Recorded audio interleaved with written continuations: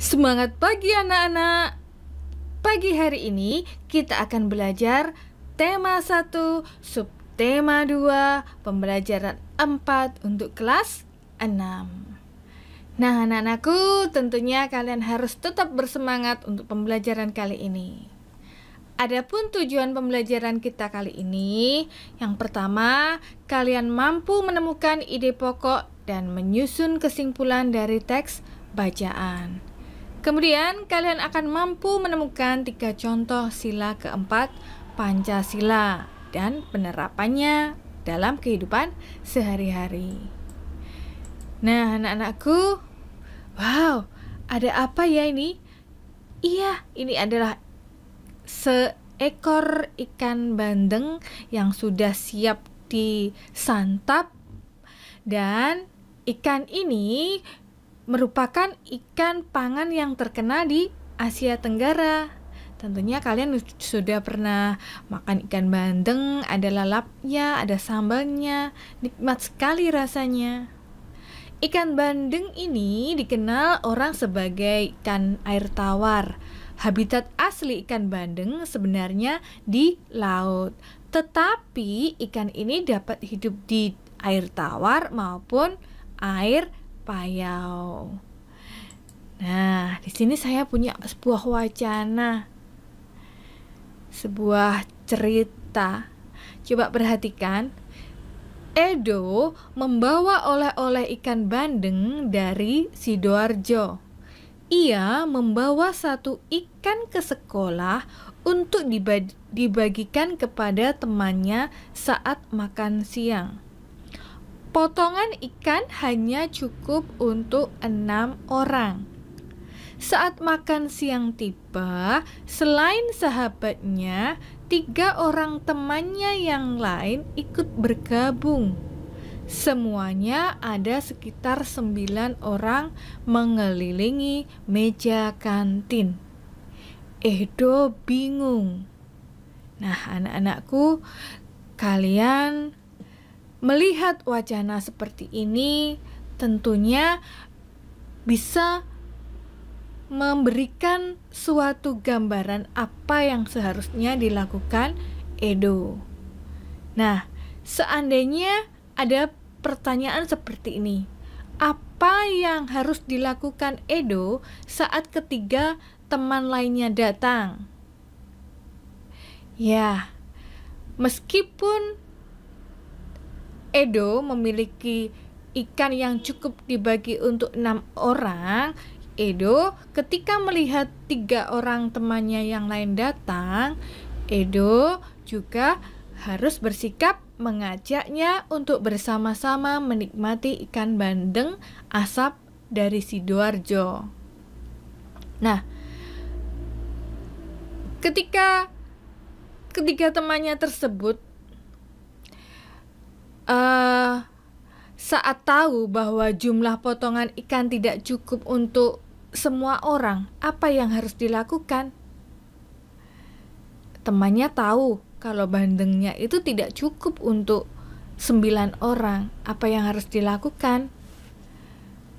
Karena tadi Edo sudah menawarkan makanannya untuk dinikmati bersama-sama, sebaiknya 3 orang tersebut menolak tawaran Edo karena jumlah potongan ikan hanya cukup untuk 6 orang. Nah, apa ya yang sebaiknya dilakukan oleh Edo, Dayu, Beni, Udin, Siti, dan Lani agar semua mendapat bagian ikan yang sama? Ya, memotong ikan tersebut menjadi sama besar. Nah, pahamilah lagi kembali kelima sila Pancasila berikut. Nah, apakah sudah sesuai dengan penerapan sila keempat? Mari kita telaah lebih lanjut. Kita hari ini fokus pada sila kerakyatan yang dipimpin oleh hikmat kebijaksanaan dalam permusyawaratan perwakilan. Nah, kamu nanti juga akan memberikan contoh-contoh penerapan sila keempat, dan kamu juga bisa menerapkan dalam kehidupan sehari-hari. Nah, dalam sila keempat, hal-hal apa saja yang diperlukan dalam penerapannya? Untuk itu, kalian harus mengetahui makna dari sila keempat.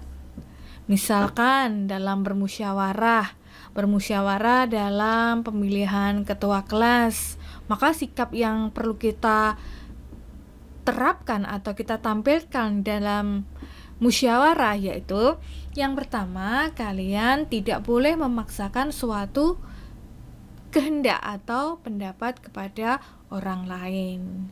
Kemudian kalian juga harus mau menghargai pendapat orang lain. Selain itu, kalian wajib mengikuti keputusan yang diambil dari musyawarah tersebut dengan melaksanakan dengan penuh tanggung jawab. Itulah contoh-contoh pelaksanaan penerapan dalam sila keempat. Nah, anak-anakku, nanti kalian juga akan bisa memberikan contoh-contoh yang lain. Nah, anak-anakku, kembali kita belajar tentang ide pokok. Cara menemukan ide pokok.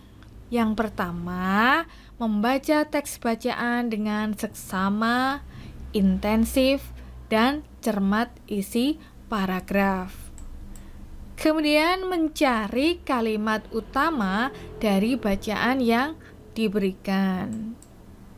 Dan yang ketiga, mengubah kalimat utama menjadi kalimat yang lebih kompleks. Artinya intinya dari kalimat utama itu sendiri. Kemudian tandai informasi penting yang sesuai dengan bahasan pada kalimat utama. Nah, itu tadi cara menemukan ide pokok. Dan yang terakhir, baca kembali bacaan dengan teliti sampai kamu menemukan ide pokok. Sekarang cara menarik sebuah kesimpulan. Yang pertama, membaca secara keseluruhan dan seksama paragraf yang disajikan dari awal hingga akhir. Kemudian yang kedua, menentukan ide pokok dari paragraf. Yang ketiga, menentukan kesimpulan berdasarkan ide pokok yang dibahas di dalam kalimat bacaan dan paragraf yang disajikan. Nah, di sini nanti saya memiliki sebuah bacaan yang terdiri dari 2 paragraf. Silahkan mencari ide pokoknya. Kemudian kalian dapat menarik kesimpulan dari bacaan tersebut. Nah, anak-anakku, sekian penjelasan dari saya. Semoga bermanfaat. Selamat belajar. Tetap semangat. Sampai jumpa.